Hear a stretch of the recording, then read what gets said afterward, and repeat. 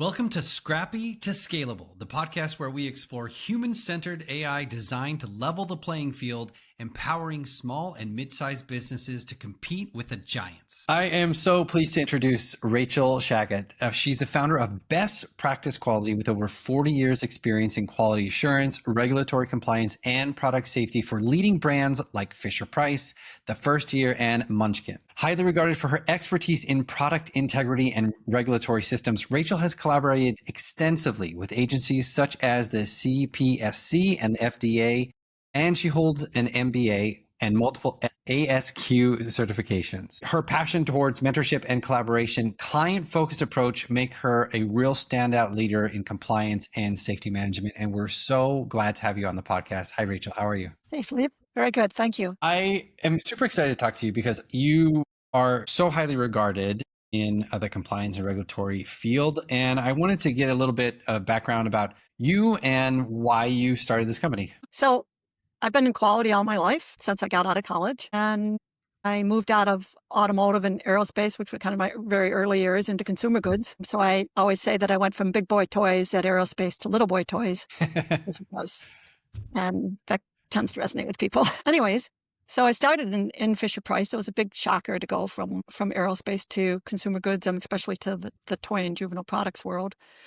But definitely found that over moving into that sector that it became really passionate in the relativeness of working in consumer goods and seeing the things that you've worked on that you can actually touch out in the marketplace and watching families, utilize those products. So it's really... That must be a very different experience too. Like you're actually helping a product go to market and you see it out on shelves when you're in the stores. Like that must be a pretty cool feeling to see that. It is. And it's a lot different than when I worked for Trico Products and was walking through parking lots and looking at people's blades on their cars to see whether they had the Trico blade or not.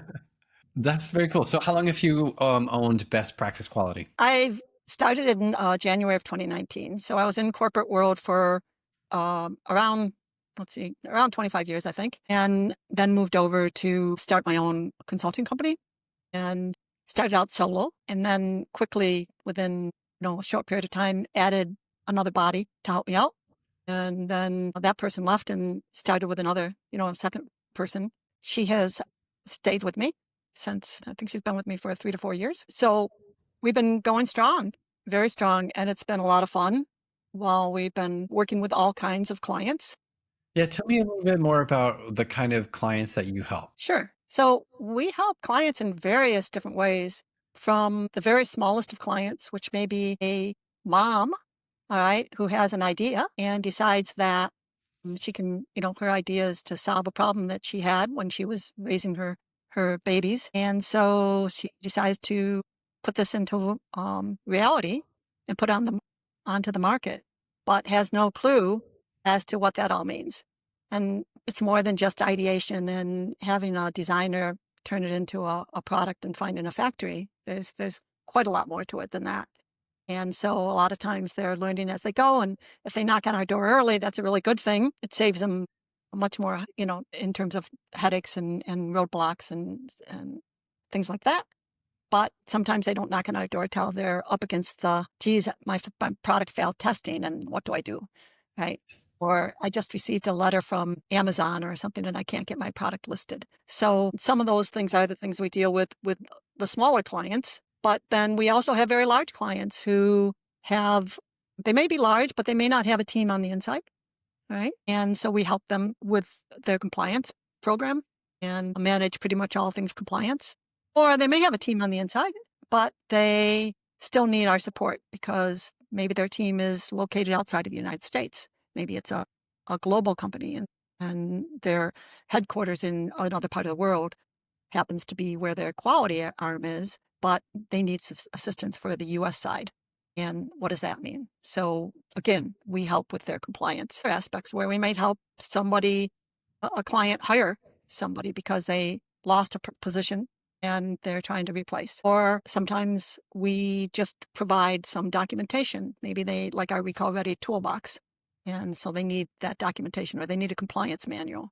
And so we help them in that aspect. Sometimes it's the product's already on the market and they've received a letter from either the government or a retailer and they need to fix their problem, and we help them fix the problem. So there's all kinds of ways that we work with clients. If it has to do with product safety, if it has to do with compliance, if it has to do with quality assurance, quality in the manufacturing world, whatever those cases may be, we can help our clients.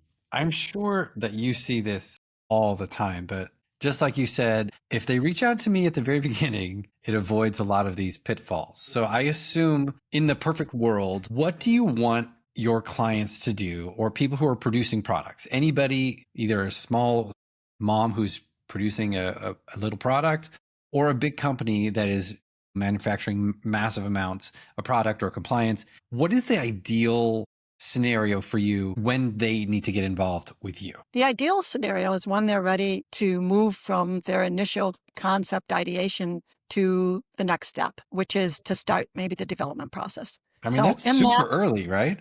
Yes, it is super early. And the reason why is because we can actually do risk assessments, which is really your starting point in my world, is if you want to put a product out on the marketplace, the initial starting point is a risk assessment. And what that'll do is drive all the next steps that need to happen. So we've done risk assessments with cocktail napkin designs, okay? Because a risk assessment is really a living document. And so you start there, but you're going to go back and revisit it as the design progresses. And as things change up, then you'll revisit it and look to see when, a new, let's say, feature comes in. What does that mean? So you're tweaking your risk assessment as the design develops. That's the best way, because some things you start out with and you have some early concepts and it's like you're walking down a path that's going to get you in trouble. And so, but most, I'm sure a lot of people, if they're, solo entrepreneurs, they don't have a lot of extra cash. So they think, well, I'm just going to design it and then worry about it later. But it's very difficult. I'm sure it's almost impossible because they don't have any cash. They're bootstrapping. The very small they're bootstrapping their business, and no money's coming in yet, and it's not going to come in until they sell it. And so you're talking at the very, very best, 1 year at very best. But these are companies that are solo entrepreneurs that they're not established. So if you take like a Fisher-Price, right? Their model when I first started was maybe 18 months to 20 months to put a product from concept out onto the marketplace to launch it. And they got that down to 12 to 14 months. That's a very established company that has all kinds of resources. Now you take somebody who doesn't have all of that, who doesn't have that knowledge, who doesn't have all the resource. For them to launch a product from concept to launch in a year, that's got to be a really extremely simple product that is almost an off-the-shelf at a factory, design.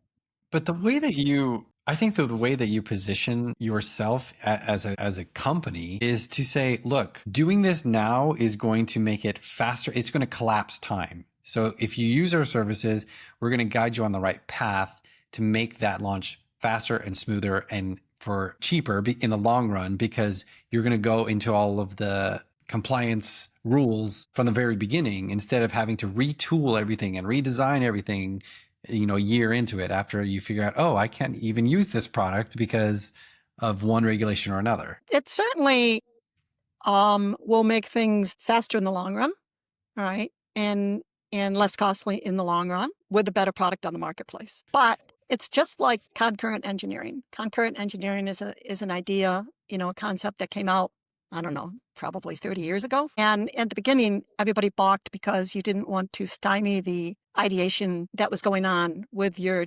designers. And when you bring in your process and manufacturing engineers into that equation early on, people would be afraid that they're disrupting the creativity, all right, of the designer. Of course. And that could be true, that they're going to stymie that a little bit. At the same time, if you don't bring them in, what's going to happen is these designers are going to go head into their ideation and their creativity. And then all of a sudden, when they throw it over the wall, they're going to find out, well, guess what? You can't do that because you picked the wrong materials, or that process is not going to work in what you're trying to do. And now you've just got set back. So that used to be the old argument that you don't want to be up there in the early stages. The early stages are going to help determine that you pick the right materials, that you pick the right processes, that you do early testing. So if you start with a risk assessment, it will tell you that here are some things we've identified that you may want to do some early developmental testing with your product, some environmental testing or some life testing or some usability testing, and get some human factors engineering involved with it. So all of these things will flush out when you have a risk assessment. It will also flush out things like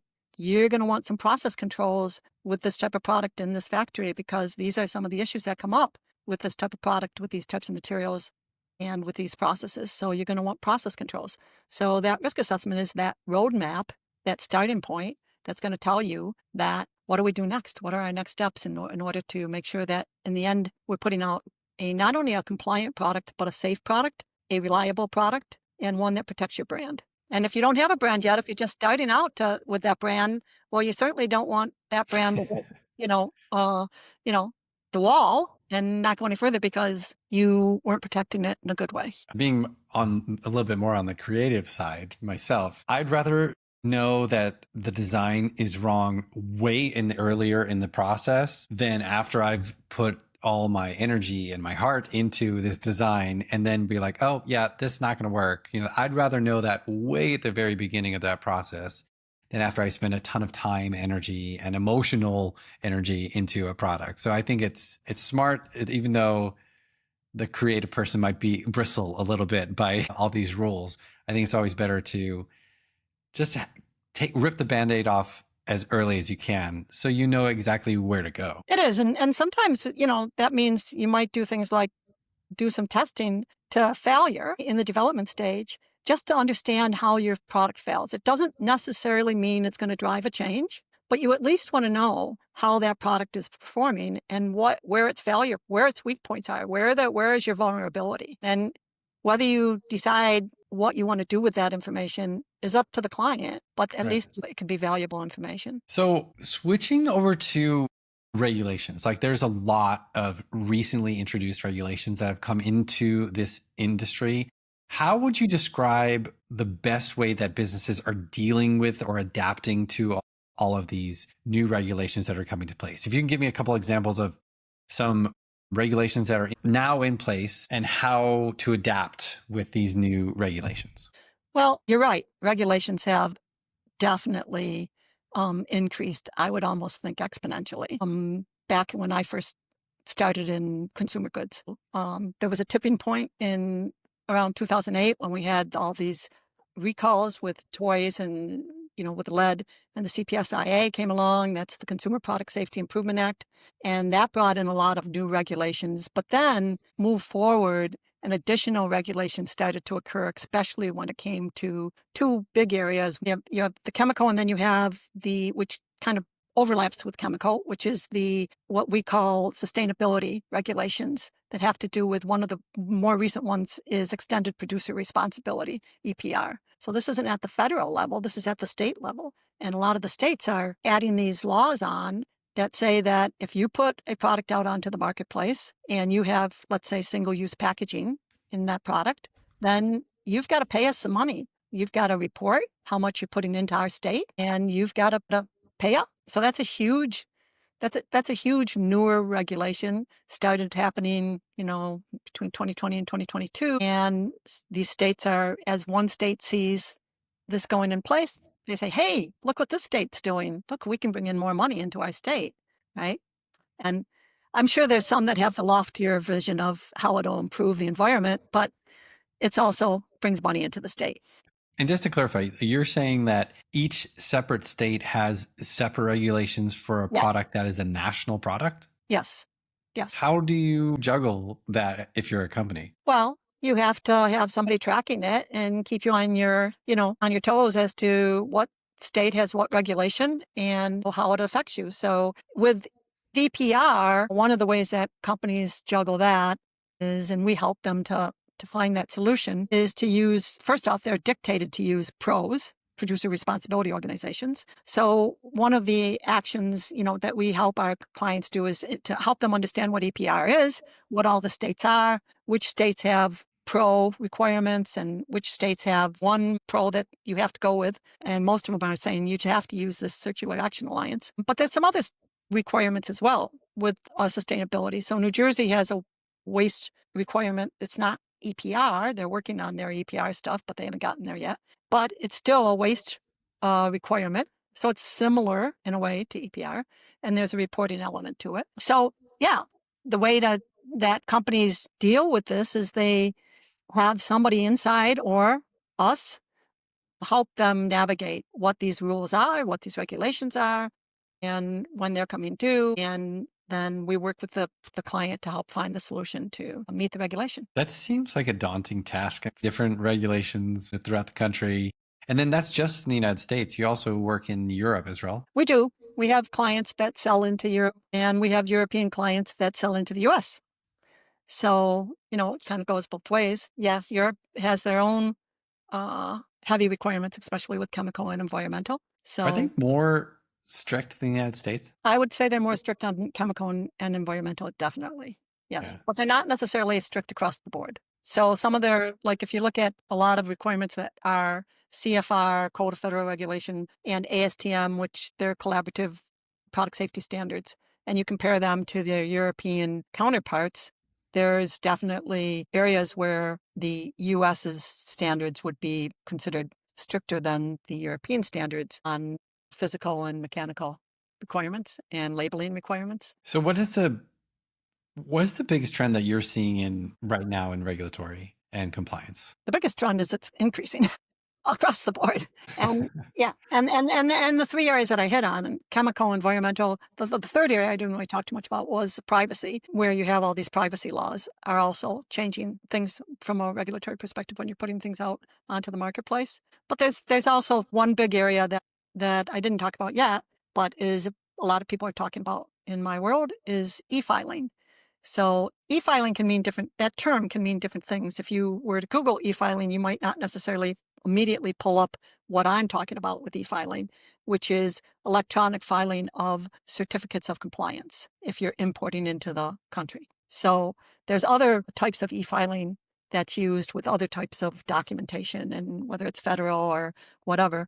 But in this case, this is strictly a CPSC rule that requires that starting June of 2026, that if you import a children's product or if you import a product that has a federal rule, a CPSC federal rule against it, doesn't have to be a children's product, but let's say it's apparel that has flammability, that they would have to have what they call a general certificate of compliance. For children's products, it's called a children's product certificate. Regardless, if there's a certificate that's required because of your product that you're importing in, starting July of 2026, you have to e-file. And that means you have to submit your documentation, your certificate documentation, uploaded into the CPSC's portal before it comes into the country. And so then when it hits the docks, the CBP will look for that to make sure that there's an associative certificate with that product. And if it's not there, then they can, put the product off to the side and it's not going any further until you've resolved that issue. It'll just stay at the docks? Yeah. Well, maybe not on the ship. It probably goes into a holding place, right? Wow. I mean, that could be super costly, I'm sure. Totally. The button turns on July 1st of 2026. Then all of a sudden, everybody has to have their products, filed. Well, what happens? You're going to have a big, block right there. Yeah, I mean, if everyone's scrambling because everyone does things at the last second, then it's probably going to overwhelm the system. And exactly, there's so many things that turning it on all in one click is probably not the most, the best way to do it. Now they do have it open right now for voluntary, so you can actually voluntarily participate. However, you have to first reach out to the CPSC and register with them to get the voluntary, and that takes a little bit of time. So it's not like an immediate, sign on today and I'm done. You have to wait for them to process your registration and then receive a notice from them. So probably 30 days or more before that would happen. We've always encouraged our clients to register now, get it done, and then you can play with it. You can take a product, one SKU from one purchase order, one shipment, and test the system to make sure that you're up and running. But if you have a lot of SKUs, then it's trickier. I'm hearing there's a deadline, but it's a year away. And if I'm a company, I'll be like, oh, I'll deal with this later. But what I'm hearing you say between the lines is like, don't wait, because this is going to be a nightmare. Exactly. Because everyone's going to scramble at the last second. So get these e-filings done as soon as you possibly can, right? And the thing is that there's no downside to not registering now and to not test the system out and to participate now. There's no downside at all. Even if they were to push out the date, which I think some people are hoping maybe they do that, maybe they change it up. So they say, okay, well, only these products first have to be the ones that do that. It doesn't matter. Now's the time to start addressing it, because if you're hanging your hat on it might change, well, that's a bad place to hang the hat. There's so many things that change so quickly. How do you keep up on everything that's changing? Because it seems daunting. Yeah. We have lots of ways for information to come into us that we can monitor the changes to regulations. There's a group called the State Governor's Action Committee. And so that committee monitors emerging bills that are up and coming. So that's one of the things we monitor. But you also have labs that help with that. Test labs put out different webinars all the time, and also e-blasts and just information. LinkedIn actually puts out stuff. We put out things when we find out that something's coming up. We usually will put out a LinkedIn post to tell people, hey, heads up, this is coming. For instance, September is a requirement for the EPR for California. So there's a reporting requirement or a registration requirement with California in September. So you're talking like 11 days? Yep. Oh, yep. wow. Yeah. So I believe we put out a posting in early August notifying everybody. It's really critical to always be monitoring by getting all the resources you can, all the inputs, and then just keeping track of them and know your clients and what their needs are and keep them informed. That's a full-time job in and of itself, I'm sure. What's your favorite thing about your job? People. I love people. So working with people is my favorite part. And really working with clients and helping them navigate through all of these issues that they not only don't have a clue about, but even if they did have a little bit of knowledge on it, they don't want to deal with that. This is not a fun place for a lot of people, especially if they're just not used to the lingo and to all of the players and what might seem like very scary information and daunting information to one person isn't quite so bad. But we understand the nuances. We understand the give and take and all of these other things that play into it. So helping clients navigate through that space is really the part that I enjoyed the most. And it must be kind of fun too to see, as I said earlier, like you're helping somebody create something and then you see it come to fruition. That must be pretty cool to see that as well. Yeah, it definitely is. To walk into stores or to see it online and to know that, yeah, you played a part in it. One of the other things I wanted to touch on is I know that you have a lot of specialty experts on your website.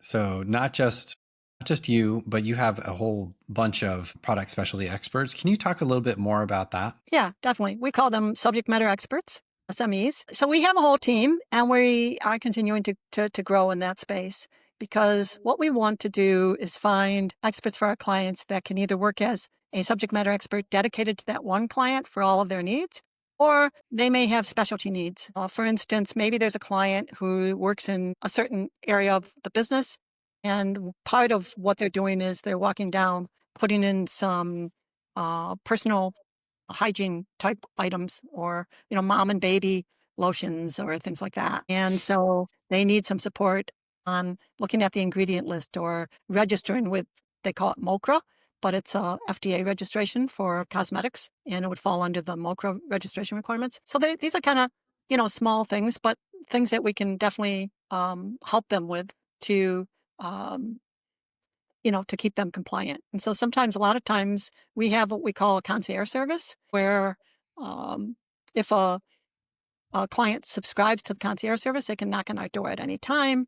We will answer within 48 to 72 hours. Usually we answer sooner. And they're like FAQ questions, or they're what I call thumbnail projects, meaning that they're less than 15 hours. They're quick projects. And rather than having to go through a contract every time, you have a concierge subscription for the year or for 6 months.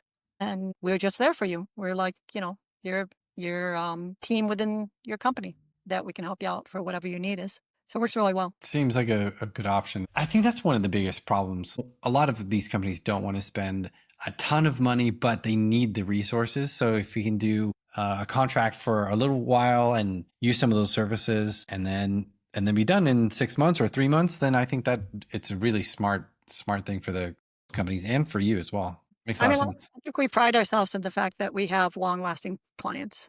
Like our clients stick, That's typically. good. That Yeah. means you're doing a good job. What are some of the biggest mistakes that you see a company make when they are producing a product? Well, one of the biggest mistakes I see is that companies will often assume that if they take a product and they put it into a test lab and have it tested for compliance, that they're good and their product meets those compliance requirements, and so Yeah, it's a that good makes product to sense. market. However, that's a mistake because products that have to meet compliance don't necessarily mean that they're safe products.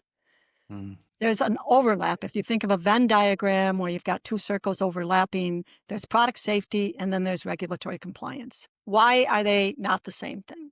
They're not the same thing because regulatory takes time. So a standard could take a couple of years to be developed, and then it could take more years every time it gets revised. And it means that typically to get revised, it uses data to say that still an issue and a safety concern. And so let's change the standard. Let's change the regulation. That all takes time. So while that's going on, there's data out there, there's knowledge out there that there's a safety concern. And so to not use that data and design a product, develop a product to make sure that you're not going to have that problem out in the field would be a big mistake. Why? Because if that product is out in the field and there's an issue, even if it's compliant to a regulation, does not mean that you won't walk down the recall path. It does not mean that you might walk down a litigation path because somebody got injured. So it's very important to keep those together, product safety and compliance. That kind of shocks me. You would think as a company, I've tested this product. It's passed all of the lab tests. We are good to go. But you're saying, no, that's not always the case. Yeah, well, also it's because there's so much innovation. So if you have a standard product that follows the classic designs, then the standards that are out there are developed based on those classic designs. But there's innovation going on all the time. So as new products come out on the market, because of their design, they may not actually be in scope for that standard. And so they send it to the test lab and they're not going to pick up on that standard because it's out of scope. But that standard still can have relevancy. And so that's, one area is just the new designs and how they're different and could be out of scope. It's various reasons why, but you need to look at them together. That's why the risk assessment is so important, because a risk assessment is not just about regulatory compliance. It's looking at that product from product safety and the knowledge, the tacit knowledge that our experts have in my company that can evaluate a design and know that this could be an issue. It sounds daunting. It doesn't always mean doom and gloom for your product. It just means that you might have to adjust the way it happens or the material you use or the way that it's constructed, but it's doable and you can help people achieve their goals. It challenges creativity. That's all. It's creativity in a different way, is to find solutions that can both get you your dream and still take you out of the concern that your product is going to there's going to be a problem. But even that is a false notion, to think that you will never have a problem because you did all the right things right beforehand when you launched the product. That's not true, because you're making decisions based off of theories, based off of small sample sizes, right? And once you get a product out into the marketplace and you have multiple people using that product and you start to get data in, you learn things that you didn't maybe foresee. No matter how much effort you put in, there's always things to learn. And that's when you start to make corrections. And sometimes even the best of companies, right, end up with recall. Matter of fact, if you're selling lots and lots of products, there's a good probability that at some point you'll have some recall. So what do you do? How do you manage that, knowing that it's inevitable that at some point you could have a recall? And how you do that is you also have a good post-market surveillance system that watches your data, watches your inputs, and have a good traceability system so that you can minimize whatever effect that might have, so that you can capture it. So process control in manufacturing is important, but also having a good system for a recall. So if you do have to have a recall, that you're ready for it and not going down a path where it's a shocker and everybody's scratching their heads and everything's after the fact, because that also can cause problems. Traceability is critical when it comes to recalls. So if you're not thinking about that early on when you're designing your product, like how am I going to track my product if there's a problem? That's One important. of the things I like about your approach, it just seems really holistic.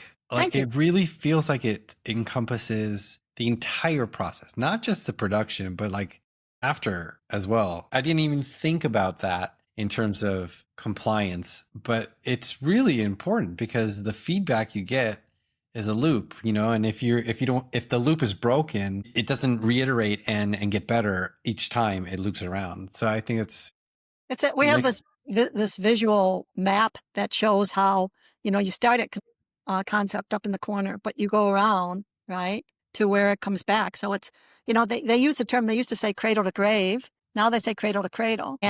But that loop is in the center is this arrow that's continual improvement, because you continually improve. You improve by fixing maybe problems on the product that's already out there, but you also fix it in your system so that future products, you've learned some lessons and you keep improving your system. It makes a lot of sense. Well, Rachel, if someone wants to get a hold of you, what's the best way to do that? The best way would be to go to the website, Which is www.bestpracticequality, no spaces, .com. bestpracticequality.com. And they can sign up for a 60-minute free FREE initial consultation with you, which will have a ton of great value for people. So I think this is a really generous, very generous thing that you're offering to people.